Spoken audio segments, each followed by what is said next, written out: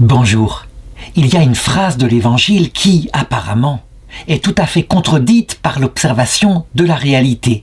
C'est cette phrase de Jésus qui dit en Luc 11, 33 « Personne, après avoir allumé une lampe, ne la met en quelque endroit caché ou sous le boisseau, mais bien on la met sur le lampadaire pour que ceux qui pénètrent voient la lumière de la lampe. » Évidemment, la lampe, il est signifié par là des personnes qui ont un certain talent pour parler de Dieu, pour évangéliser, qui ont aussi une sainteté intérieure. Et on voit que la réalité, c'est qu'au cours des siècles, des milliers de saints extraordinaires ont été bannis, camouflés, cachés, et personne ne sait même qu'ils ont existé. Ils sont partis dans l'autre monde de cette façon-là. Souvenons-nous, par exemple, de ces centaines de missionnaires qui voulaient partir à l'étranger pour annoncer l'Évangile, qui avaient fait leur séminaire et qui, pendant le voyage, moururent de maladie. Et je pourrais citer des centaines d'exemples. Alors, cette phrase-là est-elle fausse ? Eh bien, je répondrai que quand l'expérience montre qu'une phrase venant du Seigneur est fausse, c'est qu'elle a une autre signification, spirituelle, éternelle, et c'est un fait. Rien de ce qui est caché, rien, je dis bien rien, ne restera caché, tout sera révélé. Et cela se passe en général lors de la manifestation de tout à l'heure de la mort. Et donc, ces apôtres immenses qui quelquefois ont simplement prié à l'intérieur de leur cœur pour que nous soyons un jour sauvés, nous verrons leur prière nous être montrée en pleine gloire à l'heure de l'arrivée dans l'autre monde.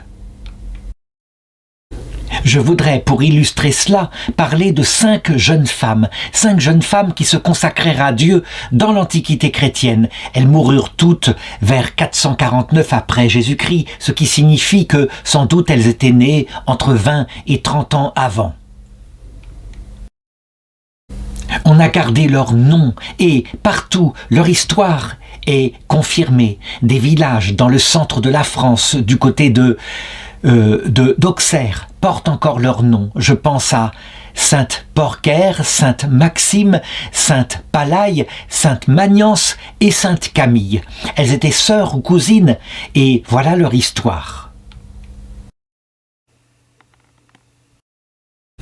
Elles naquirent au cœur de l'Empire romain devenu officiellement chrétien. Je veux dire par là que vers 380, un empereur décida que maintenant la religion officielle était le christianisme, et donc que le paganisme n'était plus toléré. Cet empire romain n'allait pas survivre longtemps, il disparaîtrait, en tout cas en Occident, vers 476, sous le coup des barbares germaniques. Ces 5 sœurs, ou peut-être des cousines, naquirent à Civitavecchia, en Italie, et voici un plan qui indique où cela se situe.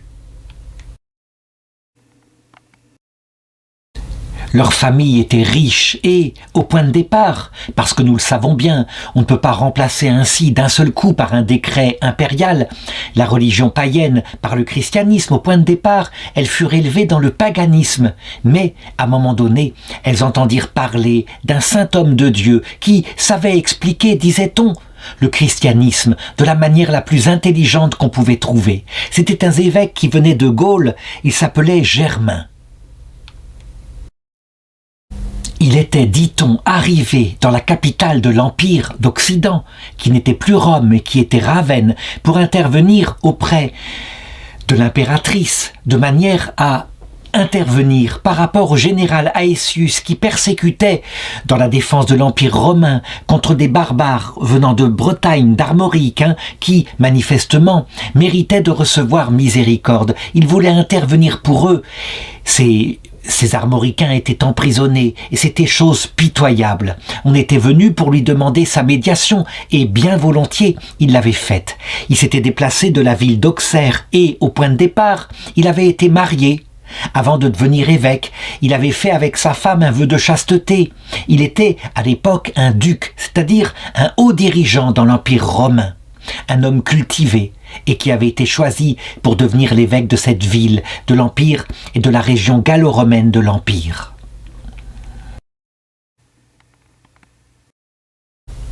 Ces 5 jeunes filles, ayant donc entendu parler de sa réputation, décidèrent de se rendre à Ravenne pour entendre, dans les églises, un peu de sa prédication. Et là, manifestement, elles furent toutes retournées. Il donnait des explications qui étaient cohérentes, qui étaient logiques à tous les mystères que seule la foi chrétienne savait expliquer. La raison de notre présence sur terre, la raison du silence de Dieu, la raison des souffrances qui nous frappent parfois, tout cela, il savait l'expliquer, en montrant que la vie terrestre n'était finalement qu'une première purification qui préparait une autre vie qui pouvait commencer dès ici-bas, par la présence de Dieu dans son cœur, une vie intérieure. Dieu ne refusait pas son Esprit Saint à celui qui le demandait, et de l'autre côté, nous verrions Dieu face à face, non pas avec des yeux de chair, mais avec les yeux de l'Esprit. Et ce message-là, la bonne nouvelle du salut tout simplement, ce message-là, accompagné de l'Esprit Saint, les bouleversa. Elles se convertirent au christianisme, elles acceptèrent de rencontrer Saint Germain d'Auxerre, car c'était son nom, pour parler avec lui, pour qu'il continue en privé de leur enseigner la foi. Et au bout d'un certain temps, étant radicalement convertis, eh bien toutes les 5 décidèrent dans ses mains de se consacrer à Dieu, de ne pas se marier, mais de passer leur vie entière à rechercher la perle, le trésor qu'elles avaient maintenant découvert. Nous avons dans la ville de Ravenne, qui est la capitale des mosaïques, nous avons une mosaïque qui pourrait représenter parmi toute une procession de vierges, eh bien, ces 5 sœurs, telles qu'elles étaient à l'époque, avant de prendre un habit beaucoup plus simple, beaucoup plus humble, puisque maintenant elles étaient les épouses du Seigneur. Manifestement, à cette époque de l'Antiquité chrétienne, l'Esprit Saint continuait d'accompagner par des miracles insignes, des miracles visibles, la prédication de ses saints apôtres. Par exemple, on dit que Saint Germain d'Auxerre fit des miracles qu'on qualifie d'apostoliques, c'est-à-dire des miracles que seul Jésus ou des apôtres avaient faits, comme par exemple, un jour, un homme important du palais de l'impératrice, fit venir Saint Germain chez lui parce que son fils était en train de mourir. Mais lorsqu'il arriva chez lui, le fils malheureusement venait de mourir. C'était trop tard et les serviteurs pleuraient. Saint Germain, loin de se décourager, demanda à tout le monde de sortir, pria auprès de l'enfant et le rendit à son père bien vivant. Pourquoi appelle-t-on ce genre de miracle des miracles apostoliques? Parce que Jésus l'avait dit lui-même à Jean-Baptiste, qui demandait si c'était lui qui devait venir ou si nous devions attendre un autre, un Messie. Il avait dit à Jean-Baptiste: « Allez lui dire, les aveugles voient, les boiteux marchent, les morts ressuscitent, et la bonne nouvelle est annoncée aux pauvres. Heureux celui qui ne trébuchera pas à cause de moi. » Eh bien, les aveugles voient, c'est le symbole de la lumière qui s'était éclairée dans les yeux de cette jeune fille qui maintenant comprenait pourquoi elles étaient sur terre, qui n'avaient plus d'angoisse comme elles avaient avant. Le Seigneur avait nourri leur intelligence, qui avait tant besoin de sagesse. Les boiteux marchent parce que elles le constataient avant, étant dans leur maison, elles étaient pleines de névrose, de souffrance, d'angoisse, ne sachant pas où se diriger. Et maintenant qu'elles avaient trouvé le sens à leur vie, elles semblaient marcher tout droit avec une direction. Elles attendaient la vie éternelle. Les morts ressuscitent, elles pouvaient comparer l'état qu'elles avaient avant, quand elles étaient mortes sans la grâce de Dieu dans leur cœur, et maintenant cette vie qui jaillissait, pleine d'allégresse, pleine de joie. Elles n'avaient plus peur de rien, plus peur de la mort, rien ne pourrait jamais les séparer du Seigneur. Et elles n'avaient pas trébuché à cause de la bonne nouvelle, loin de là. Le Seigneur les avait appelées à lui. Est-ce que l'ambassade de Saint Germain d'Auxerre fut favorable? Est-ce qu'elle réussit auprès de l'impératrice Galla Placidia et de son fils Valentinien III? La réponse est que oui, dans un premier temps. Mais dans un second temps, parce que les Bretons de nouveau se révoltèrent contre l'armée romaine, le général Aelius fut obligé de combattre. Nous étions en 448, Saint Germain d'Auxerre avait 70 ans, Et découragé, il reçut de Dieu l'annonce que sa mission sur la terre était bientôt finie. Alors, tombant malade, il indiqua à ceux qui l'entouraient qu'il espérait que son corps serait ramené dans sa ville épiscopale. C'est là qu'il voulait reposer. Et il mourut. Et l'impératrice Galla Placidia fut touchée par la mort de ce saint homme qui l'avait beaucoup impressionné. Et donc elle décida que son corps effectivement serait ramené à Auxerre et qu'il fallait pour l'accompagner évidemment des volontaires. Et parmi les volontaires se présentèrent ces 5 vierges qui voulaient l'accompagner. C'était leur maître, c'était leur convertisseur. Elle ne voulait pas l'abandonner. Il faut dire qu'elle l'avait assisté dans ses derniers moments. Et donc, elles étaient là, toujours fidèles, et elles priaient pour lui, ou plutôt, pourrait-on dire, elles se confiaient à lui. Et donc, l'impératrice accepta. Elles firent donc partie, toutes les 5, de l'escorte qui accompagna le convoi et qui commença à quitter Rome à cette période-là. C'était évidemment un voyage difficile. Il y avait certes les voies romaines, mais qui n'étaient pas très larges. Et puis, il n'y avait pas partout des voies romaines. En Gaule, il faudrait affronter, évidemment, des chemins vicinaux. C'était ainsi. Elles partirent donc, et au long du chemin, elles priaient. Elles étaient toujours dans leur vie contemplative, telle que leur avait appris leur maître Saint Germain d'Auxerre. On raconte que lors du passage à Travia, un miracle se produisit. Le bâton qu'il avait planté en terre lorsqu'il était arrivé pour faire son ambassade, ce bâton-là, les gens étaient là qui disaient « Regardez, il a pris racine, il a fleuri. » Et maintenant, on rapporte qu'un grand arbre encore existe. C'est un miracle semblable à celui du bâton d'Aaron dans le livre des Nombres, dans la Bible, chapitre 17-8, le bâton d'Aaron qui avait fleuri. Et au fur et à mesure qu'on avançait, les gens entendaient parler de ce cortège avec ce Saint-Évêque qu'on ramenait dans sa ville épiscopale. Et ils arrivaient et ils mettaient quelquefois les malades sur le chemin. Et les gens racontaient que des miracles se produisaient, beaucoup de guérisons. Et ce n'était pas étonnant. Si le Seigneur faisait des miracles au passage de Saint Germain d'Auxerre, de sa dépouille, c'est parce que, véritablement, son enseignement avait bouleversé les cœurs. Il ne se contentait pas de semer, il avait cultivé, par l'intelligence qu'il avait de la foi. Il n'est certes pas docteur de l'Église parce qu'il n'a rien écrit, mais pour ceux qui l'avaient entendu à cette époque-là, il était le docteur de la foi. Le voyage donc était difficile et la première, ce fut la jeune Magnance qui tomba malade. Et nous étions encore sur la voie Agrippa et c'est là que, tombée malade, elle ne put continuer le chemin et qu'elle mourut. Alors elle fut enterrée avec douleur au bord de la route. Son corps ensuite fut oublié, on ne le retrouva pas, mais voilà qu'au 7e siècle, à la suite du rêve d'un pèlerin qui se rendait à Rome, sa sépulture fut retrouvée et son corps fut exhumé, fut transporté à l'église du village voisin qui s'appelle Saint-Pierre de Cordoue, qui put alors le nom de Sainte Magnance, et des miracles commencèrent à se produire au cours de son tombeau. Et le voyage continua toujours aussi pénible par la chaleur et par le froid.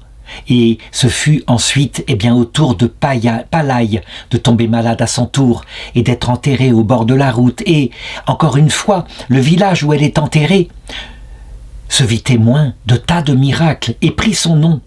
Et enfin, arrivé près d'Auxerre, ce fut Sainte Camille qui tomba à son tour malade, et ses 2 sœurs survivantes, Porcaire et Maxime, l'accompagnèrent jusqu'à sa mort, et elle fut enterrée.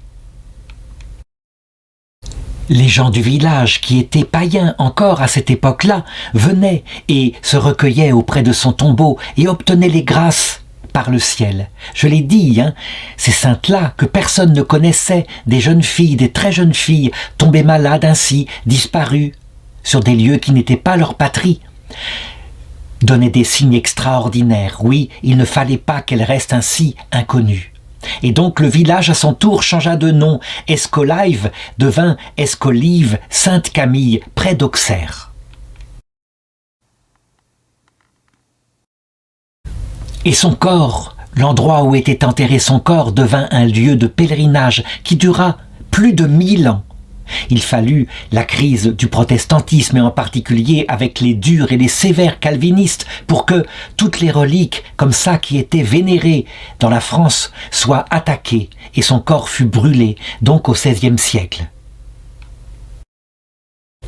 C'était chose incroyable qui blessa la sensibilité des gens, mais c'est ainsi, les calvinistes pensaient que la vénération pour le corps des saints, et pourtant les fidèles attendaient leur résurrection et obtenaient des signes de Dieu. Les calvinistes pensaient que ce n'était pas vrai, que les saints actuellement dormaient, que le seul médiateur c'était bien le Christ, et donc que le Christ était jaloux de son pouvoir, que personne n'avait avec lui, même suscité par lui, un pouvoir auprès du cœur du Père. Et c'est très faux, bien sûr, les catholiques avaient raison. Bref, son corps fut détruit, mais le village garda son souvenir et établit une belle statue qui est encore présente. Ce qui est très curieux de la part de l'Église, c'est que ces 3 jeunes sœurs qui étaient mortes pendant le voyage sont considérées comme des martyrs. Oui, des martyrs, alors qu'elles ne sont pas mortes exécutées en haine de la foi, mais à cause de leur générosité, de ce voyage qu'elles entreprirent, malgré leur petite santé. Oui, elles sont mortes témoins de la sainteté de Saint Germain d'Auxerre. Quant aux 2 sœurs qui restaient, elles accompagnèrent le corps de Saint Germain jusqu'à sa ville, où il fut inhumé. Et puis, Porker et Maxime, par la suite, restèrent fidèles à leurs vœux. Elles se consacrèrent à Dieu et on dit qu'elles passèrent le reste de leur vie comme recluses, c'est-à-dire une forme de vie religieuse, un peu comme des ermites, un peu comme les moines qui vivaient dans le désert d'Égypte, ne rencontrant personne, ne vivant que de l'Eucharistie qu'on le leur apportait, et priant en attendant la venue du Seigneur pour tous leurs prochains, pour tous ceux qui souffraient dans la vie, qui ne connaissaient pas encore le Seigneur. Je l'ai dit, cette histoire est très belle, très poétique et je crois très vraie. Parce que c'est un fait, même si ces 5 vierges dont je redis le nom, Porker, Magnance, Palaye, Camille et Maxime, même si ces 5 vierges ne sont pas du tout connues, on ne sait pas ce qu'elles vivaient dans leur cœur, quelles furent leurs épreuves, quelles furent leurs faiblesses, leur tempérament. Elles représentent finalement toutes les religieuses qui, au cours du christianisme, se sont consacrées à Dieu, ont vécu parfois dans la vie contemplative, sans être connues de personne, sont parties dans l'autre monde comme cela, avaient parfois des défauts, parfois des qualités, mais étaient toutes au service du Seigneur. Et donc, peut-être, parfois, pour certaines d'entre elles, après un temps de purgatoire dans l'autre monde, sont entrées dans la vision béatifique et sont là, qui accompagnent la Vierge Marie pour nous aider, pour nous accueillir à l'heure de notre mort. Et là, nous verrons, de fait, en face, à quel point ce sont les valeurs de l'Évangile qui ont une valeur pour l'éternité. L'humilité, l'amour de Dieu et l'amour du prochain, bien sûr. L'amour se décline selon ces 2 commandements. Que toutes les valeurs terrestres que nous nous mettons en avant, les grands conquérants, les Alexandre le Grand, les Jules César, tout cela, c'est du vent passager. Que le Seigneur n'a pas du tout la même valeur, le même regard sur ce qui est gloire éternelle. La leçon de cela, c'est que pour ceux qui ne sont pas célèbres, ceux qui n'ont pas de reconnaissance sur la terre, eh bien, qu'ils ne s'inquiètent pas, qu'ils aient une ambition plus grande, en s'abaissant, en se faisant tout petit, en faisant leur devoir d'État au jour le jour. Ils obtiendront de l'autre côté une gloire éternelle.